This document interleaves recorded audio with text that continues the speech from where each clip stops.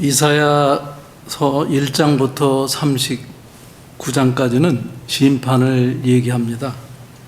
40장부터는 이제 회복을 말씀합니다. 이사야서 39장에서 히스기야가 병들어 죽게 되었을 때 히스기야의 그 간절한 기도를 여호와 하나님이 긍휼을 베풀어 주셔서 살아나게 하셨습니다. 하나님은 히스기야의 수명을 15년 연장해 주셨습니다. 그때 바벨론의 왕 무로닥 빌라단이 히스기야가 병들었다 낫게 되었다 함을 듣고 예물과 편지를 보냅니다. 히스기야가 사자들로 기뻐하며 왕궁의 보물 창고들을 다 열어서 보여줍니다. 무기고도 보여줬습니다. 이사야 선지자가 히스기야 왕에게 나와서 묻습니다. 어느 나라에서 사신이 왔습니까? 바벨론입니다. 그들이 왕의 궁전에서 무엇을 보았나이까? 히스기야가 답합니다. 그들이 내 궁전에 있는 것을 다 보았나이다. 내 창고에 있는 것으로 보이지 아니한 보물이 하나도 없나이다. 이에 이사야가 만군의 하나님의 말씀을 전합니다. 보라, 날이 이르니 내 집에 있는 모든 소유와 내 조상들이 오늘까지 쌓아둔 것이 모두 바벨론으로 옮긴 바 되고 남을 것이 없느니라. 또 내게서 태어날 자손 중 몇이 사로잡혀 바벨론 왕궁의 그 환군이 되리라 하고 말씀을 하셨습니다. 히스기야는 하나님 앞에서 정직하고 선한 왕이었으나 사려가 깊지 못한 왕이었습니다. 아수르의 대군을 물리치고 자신의 죽을 병까지 낳았습니다. 여호와 하나님은 히스기야의 병이 나을 것이라는 증표로 해를 뒤로 물려주셨습니다. 아마도 히스기야가 느꼈기를 자기의 그 신실한 믿음으로 이 어려움이 잘 풀렸기 때문에 자기의 의가 드러난 것 같습니다. 히스기야가 병들었을 때 여호와가 나를 낫게 하시고 3일 만에 여호와의 성전에 올라가게 하실 징표가 있느냐고 이사야 선지자에게 묻자 이사야가 대답을 합니다. 여호와께서 하신 말씀을 응하게 하시려고 해 그림자를 10도 움직여 주시겠다고 하자 해 그림자를 10도 나아가기는 쉬우나 그렇게 하지 마시고 10도 뒤로 물러나게 해달라고 합니다. 이사야 선지자가 여호와께 간구를 드리자 해시계 위에 해 그림자가 10도 뒤로 물러갑니다. 태양이 10도 물러났다는 것은 시간으로 따지면 40분입니다. 지구가 거꾸로 40분을 돌아가는 것입니다. 하나님의 은혜를 받은 히스기야가 이런 듣도 보도 못한 그런 기적을 체험하고 기고만장해졌는지 바벨론의 사자들에게 아무 의심 없이 자기의 보물 창고와 군기고와 또 왕궁의 모든 귀한 것을 보여주며 자랑을 했습니다. 이제 때가 되면 남유다에 있는 모든 소유와 내 조상들이 오늘까지 쌓아둔 것이 다 바벨론으로 옮긴 바 되고 남을 것이 없겠고 또 내게서 낳은 자손 중에서 몇이 사로잡혀 바벨론 왕궁의 환관이 되리라고 하셨습니다. 이런 일이 일어날 것이라는 하나님의 말씀을 받았는데도 히스기야는 자신의 실수를 회개하지 않았습니다.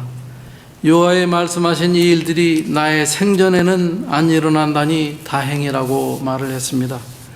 이 왕이라는 사람으로서 상당히 무책임한 그런 발언을 하고 있는 것입니다. 히스기야는 아수르가 침공했을 때 하나님 앞으로 나아갔습니다. 죽을 병에 들었을 때에도 하나님 앞으로 나아갔습니다. 그러나 후대의 남유다가 바벨론의 멸망을 당한다는 말을 듣고는 하나님 앞으로 나아가지 않았습니다. 내 당대에만 문제가 없으면 좋습니다. 이런 마음가짐이었습니다. 히스기야를 보면서 우리들도 어느 한때 믿음이 좋았더라도 계속 좋다는 보장이 없다는 것을 깨닫게 됩니다. 믿음은 지금 이 순간이 중요합니다.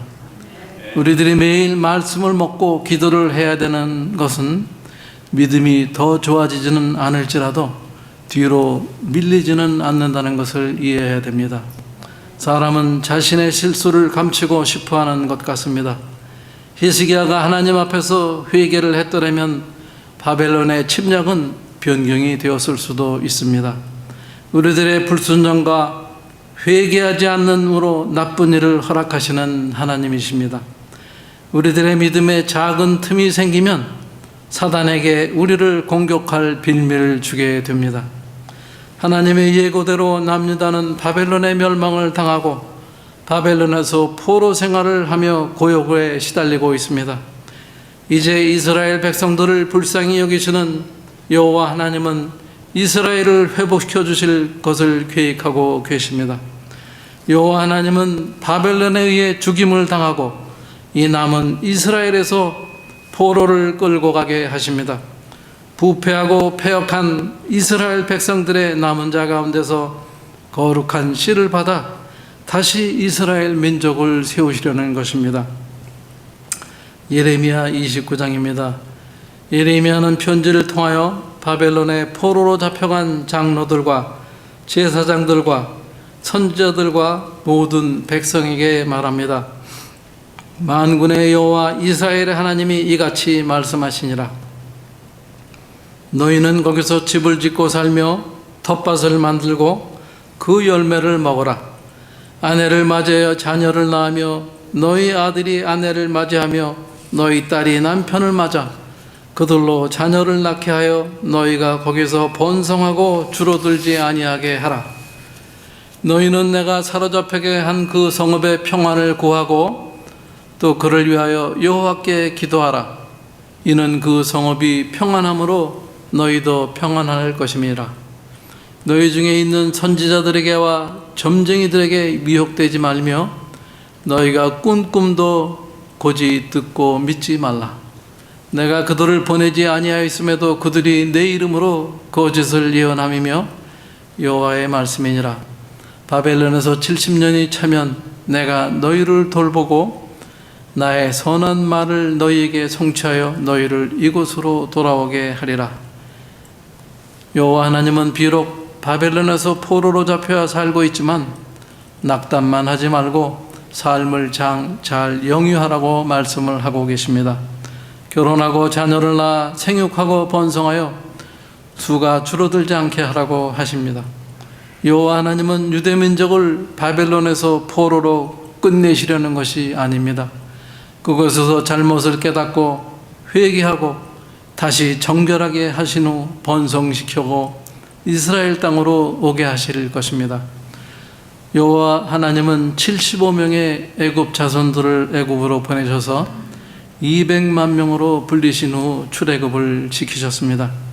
오늘 우리 젊은 세대가 삶이 버거워서 결혼을 기피하고 자녀를 낳지 않는데 하나님은 삶이 힘들어도 생육하고 번성하라고 하셨습니다. 바벨론 땅에서 포로 신분으로 힘들게 살아가는데도 생육하고 번성하라고 하셨는데 세상에서 선두에 서 있는 대한민국과 세계 최고의 미국에서 살아가면서 당연히 생육하고 번성하여야 합니다. 세상은 AI와 로봇에 사람이 밀려나는 것 같이 보입니다. 그러나 일론 머스크는 화성에 사람을 보내어 살게 하려는 계획을 추진하고 있습니다. 2050년까지 화성에 100만 명을 이주시키는 그런 계획입니다. 우리의 삶의 터전이 이 지구뿐이 아닙니다. 우주에는 셀 수도 없는 행성들이 있습니다. 그게 다 하나님이 창조하시고 예비해 주신 땅들입니다. 우리가 인구 증가를 걱정할 일이 아닙니다. 하나님이 걱정하실 일을 우리가 걱정하는 우매한 우리들입니다. 우리들이 이 세상에 태어날 때 어떻게 살려고 계획을 가지고 온 사람이 한 사람이라도 있습니까? 살다 보니 길이 보여 그 길을 따라온 것뿐입니다. 우리들의 그 큰 그림은 우리들에 대한 우리의 그 큰 그림은 하나님이 가지고 계십니다. 내가 근심 걱정할 것이 아니라 우리 창조주이신 하나님께 우리의 현재와 미래를 맡겨드려야 합니다. 바벨론 포로로 희망 없이 살아가던 유대인들을 본토로 귀환시킨 것도 하나님이십니다. 애굽에서 바로의 치하에서 강제 노역을 당하며 힘겹게 살던 그 이스라엘 백성들은 이스라엘 백성의 인구가 급증하는 게 부담스러워하던 바로에 의해 아기가 태어나면 남자아이거든 나일강에 던져 죽이라고 했습니다. 이스라엘 백성들의 울부짖음을 들으신 하나님은 모세를 불러내어 지도자로 삼아 이스라엘 민족을 구해내셨습니다. 예레미야 25장입니다. 유다의 왕 요시아의 아들 요아kim 넷째 해 곧 바벨론 왕 느부갓네살 원년에 유다의 모든 백성에 관한 말씀이 예레미야에게 임하니라.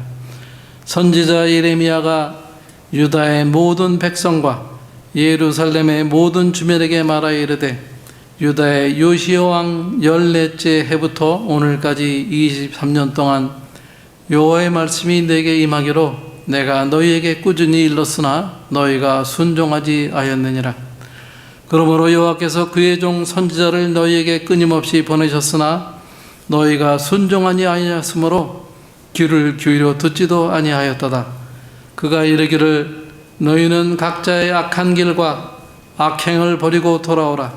그리하면 나 여호와가 너희와 너희 조상들에게 영원부터 영원까지 준 그 땅에 살리라. 너희는 다른 신을 따라다니며 섬기거나 경배하지 말며 너희 손으로 만든 것으로서 나의 노여움을 일으키지 말라.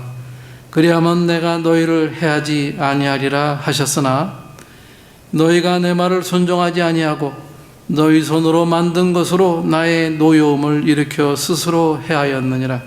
보라, 내가 북쪽 모든 종족과 내 종 바벨론의 왕 느부갓네살을 불러다가 이 땅과 그 주님과 사방 모든 나라를 쳐서 진멸하여 그들을 놀램과 비웃음거리가 되게 하며 땅으로 영원한 폐허가 되게 할 것이다. 내가 그들 중에서 기뻐하는 소리와 즐거워하는 소리와 신랑의 소리와 신부의 소리와 맷돌 소리와 등불빛이 끊어지게 하리니 이 모든 땅이 폐허가 되어 놀랄 일이 될 것이며 이 모든 민족들은 70년 동안 바벨론을 섬기리라. 세상에는 하나님을 경외하며 그의 뜻대로 하나님으로부터 위임받은 권한을 행사하는 자들이 많지가 않습니다. 정치인도 자신과 정당의 이익을 추구하고 목사들도 하나님을 경외하고 성도들을 살피기보다는 자신의 꿈을 성취하려고 애쓰고 백성들도 자기 소견대로 살아갑니다. 세상이 점점 각박해질 수밖에 없습니다. 주께서 이르시되 지혜 있고 진실한 청지기가 되어 주인에게 그 집 종들을 맡아 때에 따라 양식을 나누어 주가 누구냐. 하나님은 오늘도 이런 지혜 있고 진실한 청지기를 찾고 계십니다. 우리들에게는 위로가 필요합니다. 누군가 우리들의 억장이 무너질 듯한 심경을 따뜻하게 위로해 주기를 기다리고 있습니다. 2000년 전 예수님이 우리에게 찾아오셨습니다. 하나님의 나라를 제자들의 심령 안에 세우시고 교회를 세워주셨습니다. 교회에는 하나님의 위로가 있습니다. 병든 자가 낫고 장님이 눈을 뜨고 안전뱅이가 일어나서 걷고 귀신이 떠나가고 죽은 자가 살아났습니다. 그러나 캐톨릭은 부패하였고 1517년 마르틴 루터의 종교개혁으로 기독교가 태동이 되었습니다. 그러나 500여 년이 지난 지금은 기독교도 부패하여 세상에 지탄을 받으며 힘을 쓰지 못하고 있습니다. 우리의 원죄에 담겨있는 끈질긴 죄성이 우리들을 무너지고 부패하게 하고 있습니다. 이 지옥이 지구 땅속에 있다고 하지 않습니까? 또 공중권세에 잡은 자가 공중을 잡고 있습니다. 이 세상에 사는 사람들은 땅과 공중 아래에 살면서 공중권세에 잡은 사단의 영향하에 있습니다. 중력이 우리를 끌어내리는 것과 같이 우리들은 자연적으로 죄성의 끌림을 받고 있습니다. 공중권세는 영어로 Ruler of the Kingdom of the Air입니다. 공기 중에 있는 왕국의 지도자입니다. 즉 사단입니다. 세상의 권력이기도 하지만 한편으로는 언론을 말합니다. 요즘의 인터넷과 방송 같은 공중파를 말합니다. 언론을 통하여 백성들을 자기들이 원하는 방향으로 이끌 수가 있습니다. 미디어가 편향이 되어 있다는 것은 이번 미국 대통령 선거 기간 주류 방송의 지속적인 거짓 보도로 드러났습니다. 한국의 경우도 미디어가 가짜 뉴스를 너무나 많이 전하고 있습니다. 이런 상황 가운데 아무 생각이 없으면 우리는 지옥으로 가기가 쉽습니다. 하늘나라는 먼 우주에 있습니다. 천국에 가려면 우선 중력을 탈출해야 합니다. 중력을 탈출하려면 엄청난 에너지가 들어가야 합니다. 공중에 그물같이 쳐놓은 사단의 막도 뚫어야 합니다. 천국 가기가 그렇게 쉽지가 않습니다, 여러분. 하나님과 예수님, 성령님이 도와주시고 인도해 주셔야만이 가능한 일입니다. 주의하라, 깨어있으라. 그때가 언제인지 알지 못함이라. 노아의 때와 같이 인자의 임함도 이와 같으니라. 홍수전에 노아가 방주에 들어가던 날까지 사람들은 먹고 마시고 장가가고 시집가고 있으며 홍수가 나서 그들을 다 멸하기까지 깨닫지 못하였으니 인자의 임함도 이와 같으리라. 그때 두 사람이 밭에 있음에 한 사람은 데려가고 한 사람은 버려둠을 당할 것이요, 두 여자가 맷돌질을 하고 있음에 한 사람은 데려가고 한 사람은 버려둠을 당할 것이니라. 그러므로 깨어있으라. 어느 날에 너희 주가 임할는지 너희가 알지 못함이니라. 고통 중에 살아가는 오늘 우리들의 모습이 이사야에게 위로하라고 한 이스라엘 백성들과 그다지 다르지가 않습니다. 우리들도 세상 권력과 공중 권세 잡은 사단의 강력한 통자에 살아갑니다. 사단은 속이는 자입니다. 온 천하를 꾀는 자입니다. 거짓의 아비입니다. 참소자요, 세상의 주관자입니다. 세상의 신입니다. 이 세상의 신이 믿지 않느냐는 자들의 마음을 혼미하게 하여 그리스도의 영광의 복음의 광채가 비치지 못하게 합니다. 사단도 자기를 광명의 천사로 가장하나니 그러므로 사단의 일꾼들도 자기를 의의 일꾼으로 가장하는 것이 또한 대단한 일이 아닙니다. 오늘도 속이는 것이 난무하는 세상입니다. 이제 하나님의 위로하심이 우리 모두에게 임하시기를 간구드립니다. 아직 자기 죄를 회개하지 않은 성도들은 마땅히 회개를 하고 죄사함을 받고 더 이상 죄에 이끌리지 않도록 깨어 있어야 합니다.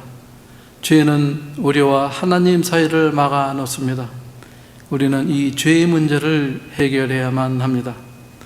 여호와 하나님은 바벨론에서 포로 생활을 70년 한 후 긍휼을 베풀어 주셔서 다시 예루살렘으로 돌아오시겠다고 말씀을 하십니다.